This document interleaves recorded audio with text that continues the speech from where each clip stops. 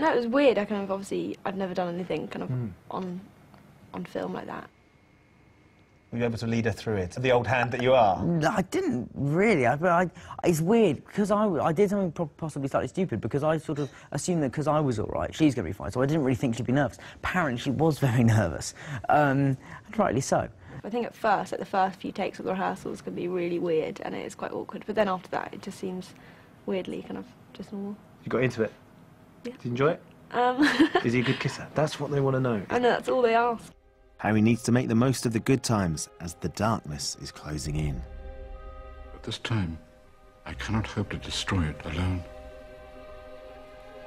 Once again, I must ask too much of you, Harry.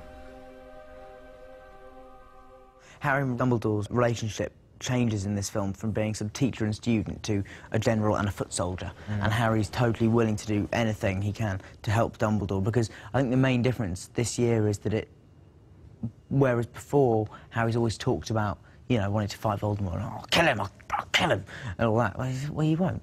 But this year round, he's actually doing something towards it, and he's actually taking action under Dumbledore's instructions. Take my arm.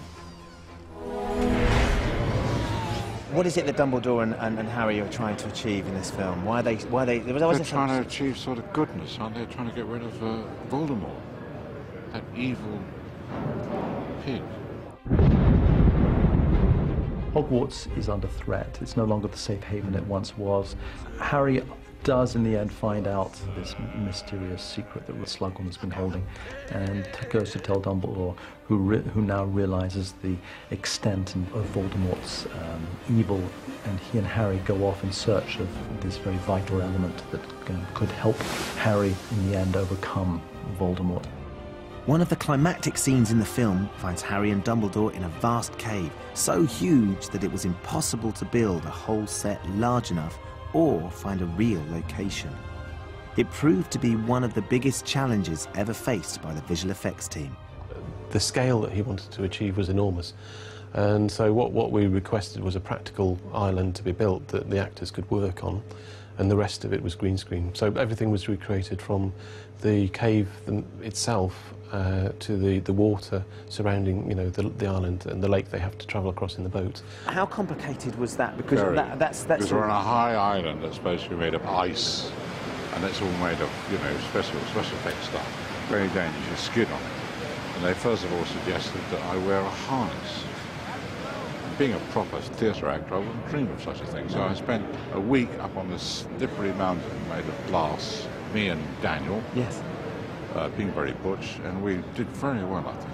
Normally, green screen is not a problem in the slightest, but when you're having to imagine such a vast space for such a pivotal moment in the film, you do kind of start to doubt yourself and think, oh, I wonder if I'll be able to actually create this in my head. It's amazing. So even at this stage in your career, you still find that fascinating when you eventually see it? Oh, yes, yeah, absolutely. What about the process of doing it, though? Do you enjoy... Well, that can be a pain. Yeah. The whole environment we've created on this particular scene is like nothing I think you've seen before.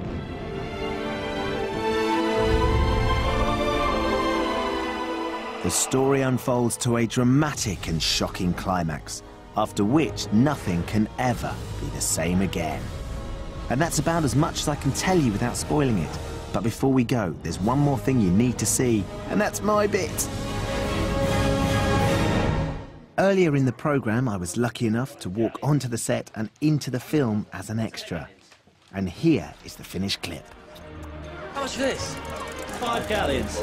How much for me? 5 galleons. I'm your brother. 10 galleons. Come on, let's go. Hi, Ron. Hi. What do you mean you missed me? Pay attention. Come on, let's go. There, that's me. What, you missed it again? Come on, let's go. Stop! Just there.